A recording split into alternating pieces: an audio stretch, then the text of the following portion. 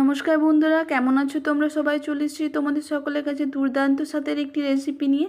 তো আমি কি বানাচ্ছি আজকে তার জানার জন্য রিকোয়েস্ট রইল তোমাদের সকলের কাছে প্রথম থেকে লাস্ট পর্যন্ত পুরো ভিডিওটি দেখার জন্য।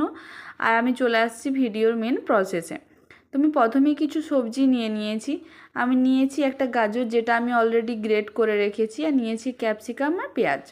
তো তোমরা এখানে যে কোনো কিন্তু ভেজিটেবলস ইউজ করতে পারো। তো আমার কাছে সেরকম কিছু ছিল না, যেটা অ্যাভেলেবেল ছিল আমি সেটাই নিয়েছি। তোমরা চাইলে কিন্তু এখানে পেঁয়াজটা স্কিপ করে যেতেও পারো, সম্পূর্ণ কিন্তু নিরামিষভাবে বানাতে পারো। তো এরকম একটা গ্রেটারের সাহায্যে আমি কিন্তু গাজরটা গ্রেট করে নিয়েছি। তোমরা চাইলে চপ করে নিতেই পারো, তবে আমার মনে হয় এই রেসিপিটাতে চপ করে থাকার থেকে গ্রেট করে নেওয়াটা বেশি ভালো লাগে। তো আমি ক্যাপসিকামটা আর পেঁয়াজটা হাফ চপ করে নেওয়ার পর আমার মনে পড়লো আমি লঙ্কা দিতে ভুলে গেছি। তো লঙ্কাটা আমি 4 পিস কাঁচা লঙ্কা দিয়ে দিলাম, আবার ভালো করে এটা চপ করে নেব। তো দেখো আমার মিহি করে চপ করে নেওয়া হয়ে গেছে। এরপর আমি এটাকে অন্য একটা পাত্রে কিন্তু ট্রান্সফার করে নেব। তো দেখো আমি পুরোটা প্রথমে যে গাজরটা গ্রেট করে রেখেছিলাম সেইটা নিয়ে নেব। তারপরে যে পেঁয়াজ আর ক্যাপসিকাম আর লঙ্কা যেটা গ্রেট করে রেখেছি, গ্রেট নয় যেটা চপ করে রেখেছি, সেটাও নিয়ে নেব। তো বন্ধুরা, এই যে রেসিপিটা আমি বানাচ্ছি সেটা আমি বানাবো সুজি আর চালের গুঁড়ো দিয়ে।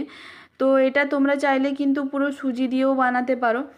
এটা যে আমি তোমাদেরকে বলবো যে খুব কম সময় লাগবে সেটা নয়, মিনিমাম হয়তো আধ ঘন্টার মতো লাগবে। দিচ্ছি অল্প অরিগানো, তোমাদের কাছে না থাকলে তোমরা স্কিপ করতে পারো। দিচ্ছি অল্প এখানে নুন, আমি নুনটা একদম অল্পই দিচ্ছি, কারণ চিজ ইউজ করব পরবর্তীকালে, তার জন্য, কারণ চিজে অলরেডি কিন্তু নুন দেওয়া থাকে। তো যেটা বলছিলাম যে এটা এতটা তোমরা চাইলে সুজি দিয়েও বানাতে পারো, আর এতটা দুর্দান্ত স্বাদের হয় যে তোমাদেরকে বলে বোঝাতে পারবো না। দেখো আমি এখানে আমুলের দুটো প্রসেস চিজ ইউজ করছি, যেহেতু আমি আমার ছেলের টিফিনেও দেবো। তো এখানে আমি প্রসেস চিজই ইউজ করছি, কারণ বাচ্চাদের টিফিনে দিলে প্রসেস চিজটাই কিন্তু আমার মনে হয় দেওয়াটা ভালো। সেখানে মজরেলা চিজ দিলে কি হয়, যত ওটা ঠান্ডা হয়ে যাবে খেতে কিন্তু খুব একটা বেশি টেস্ট লাগে না। হ্যাঁ, যেটা বলছিলাম সময়টা যে খুব কম লাগে সেটা কিন্তু আমি তোমাদেরকে বলতে পারবো না। সময় তো একটু লাগবেই, কারণ মোটামুটি আধা ঘন্টার মতো তো সময় লাগবে, কিন্তু খুবই ইজি রেসিপিটা, খুবই ইজি আর হেলদিও হবে, আর খেতেও কিন্তু অসাধারণ টেস্ট হয়। তো দেখো আমার এটা মিক্সড করে নেওয়া হয়ে গেছে। দেখো তারপরে নিয়ে নিচ্ছি হাফ বাটি আমি চালের গুঁড়ো। তোমরা চাইলে কিন্তু চালের গুঁড়োটা স্কিপ করে যেতে পারো। আমার চালের গুঁড়োটা খুব বেশি দিন শুকনো ছিল বলে একটু গুঁড়োটা উঠছিল। তারপরে দিয়ে দিলাম হাফ বাটির মতো আমি সুজি। তো তারপরে দিয়ে দিলাম হাফ বাটির মতো জল। তো যেটা আমি কিন্তু বলছি, তোমরা চাইলে চালের গুঁড়োটা স্কিপ করতে পারো, শুধু সুজি দিয়েও বানাতে পারো। দিয়ে নেবো পরিমাণ মতো নুন, আর আমি দিচ্ছি অল্প জিরে, গোটা জিরে। এটা ভালো করে আমি একটা ব্লেন্ড করে নেবো একটু। তো দেখো আমার ভালো করে একটা মিক্সচার রেডি করা হয়ে গেছে, আমি একটা পাত্রের মধ্যে ট্রান্সফার করে নেব। আমি মিক্সিটা ধুয়েও কিন্তু অল্প একটু জল দিয়েছিলাম, তোমাদেরকে দেখিয়ে দিচ্ছি থিকনেসটা কীরকম থাকবে। তো ঠিক এরকম থিকনেস থাকবে, আমার আর কিছু কিন্তু প্রয়োজন নেই। এরপর চলে এসেছি মেন বানানোর প্রসেসে। অল্প একটু তেলটা ব্রাশ করে নেবো, খুব বেশি যে তেল দেবো সেটাও কিন্তু নয়। এই রেসিপিটা খুব কম তেলের মধ্যেই হয়ে যাবে। তো দেখো এরপর যে ব্যাটারটা রেখেছি সেই ব্যাটারটা আমি 2 হাতার মতো দিয়ে দেব। তোমাদের যদি বানাও তোমাদের যেরকম প্রয়োজন তোমরা সেই মতো দেবে। এবার একটু ওয়েট করে যাওয়ার পর যখন উপরটা একটু ড্রাই হয়ে যাবে, তখন আমি এটা কিন্তু পুরোটা তুলে নেব। খুব বেশি সময় ধরে যেটা বানাতে হবে সেটা কিন্তু নয়, যে পুরোপুরি বানাতে হবে সেটা নয়। দেখো খুব ইজিলি কিন্তু উঠে যাবে, ওঠানোর জন্য খুব বেশি প্রবলেম যে হয় সেটা কিন্তু নয়, যেহেতু সুজি আছে আর তার জন্যে একটু নরম হয়। আর এটাকে ঠিক করার জন্যে আমি কিন্তু দিয়েছি অল্প চালের গুঁড়ো। তো দেখো আমি এরকমভাবে তোমাদেরকে 3টে দেখিয়ে দিলাম। তো যদি তোমরা বানাও তোমাদের কিন্তু খুব বেশি আমি বলছি প্রবলেম হবে না। হ্যাঁ, একটু হাতে সময় নিয়ে বানাতে হবে। দেখো এগুলো পুরো রেডি হয়ে গেছে। এরপর যে আমি পুরটা বানিয়ে রেখেছিলাম সেই পুরটা ভেতরে দেব, আর একটু করে এটা মুড়ে নেব। তো চলো যাওয়া যাক সেই প্রসেসে।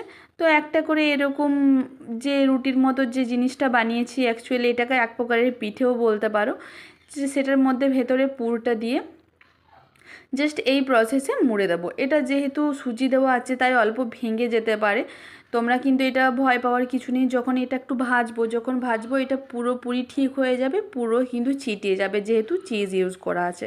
তবে হ্যাঁ, আমি বলে রাখি, তোমরা যদি চাও তো চিজের পরিবর্তে এখানে কিন্তু সেদ্ধ আলু ইউজ করতে পারো, আবার ডিমও ইউজ করতে পারো।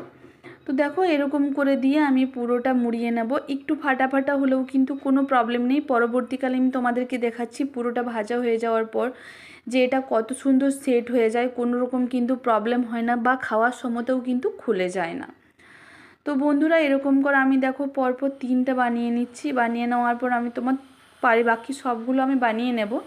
তো তোমাদেরকে বোঝানোর সুবিধার্থে আমি 3টে বানিয়ে নিলাম। দু সাইডটা প্রথমে মুড়ে তারপরে অপোজিট যে দুটো সাইড থাকবে সেগুলো মুড়ে নিতে হবে। এটা কিন্তু কোনো আটা দিয়ে কিংবা আদার্স কিছু দিয়ে যে চেটাতে হবে সেটাও কিন্তু নয়, ভাজার সময় পুরো সিল হয়ে যাবে। তো দেখো আমার সবগুলো কিন্তু বানিয়ে নেওয়া হয়ে গেছে। এবার যাব ভাজার মেন প্রসেসে। এই যে দেখো যেগুলো আমি তোমাদেরকে বোঝাতে চাইছি একটু ফেটে গেছে, কিন্তু কোনো প্রবলেম হবে না, ভাজার পর আমি তোমাদেরকে দেখাচ্ছি কীরকম হয়। তো দেখো অল্প তেল নিয়েছি, খুব বেশি যে তেল সেটা নয়, জাস্ট 1 চামচের মতো আমি তেল নিয়েছি। এরপর পুরো যে বানিয়েছি যে জিনিসটা, মানে পিঠের মতো যে জিনিসগুলো আমি বানিয়েছি পুর দেওয়া সুজি আর যে চালের গুঁড়ো দিয়ে, সেগুলো পুরো একটা একটা করে দিয়ে নেব। দিয়ে নিয়ে কিন্তু উল্টে নিতে হবে। প্রথম যেবারে উল্টে নেব সেবারে কিন্তু একটু সাবধানতা অবলম্বন করতে হবে, কারণ এক সাইডটা একটু নরম থাকে তার জন্য। তো প্রথমবার উল্টে নেওয়ার পর কিন্তু আর কোনো প্রবলেম হয় না। তো এরকম মোটামুটি 2 মিনিটের মতো সময় লাগবে, খুব বেশি যে সময় লাগবে সেটা নয়, একটু নাড়াচাড়া করে আমি ভেজে নেব। তো দেখো আমার কিন্তু ভেজে নেওয়া হয়ে গেছে, আমি এগুলো তুলে নেব প্রত্যেকটা। তো বন্ধুরা তোমাদের যদি সকলের কাছে আমার রিকোয়েস্ট রইলো, তোমাদের সকলের যদি আমার রেসিপি একটুও ভালো লেগে থাকে তাহলে লাইক শেয়ার এবং কমেন্ট করতে ভুলো না যেন। তোমাদের একটু সাপোর্ট কিন্তু আমার খুবই প্রয়োজন, কারণ তোমাদের সাপোর্ট আমাকে এগিয়ে যেতে সাহায্য করবে। এই দেখো বন্ধুরা, যেটা তোমাদেরকে দেখালাম কত সুন্দরভাবে সিল হয়ে গেছে, কোনোটাও কিন্তু খুলছে না, খাওয়ার সময়তেও কিন্তু কোনো রকম প্রবলেম হয় না। তো বন্ধুরা আজকের মতো ভিডিও এখানেই, দেখা হচ্ছে পরের একটি সুন্দর রেসিপি নিয়ে। Bye bye.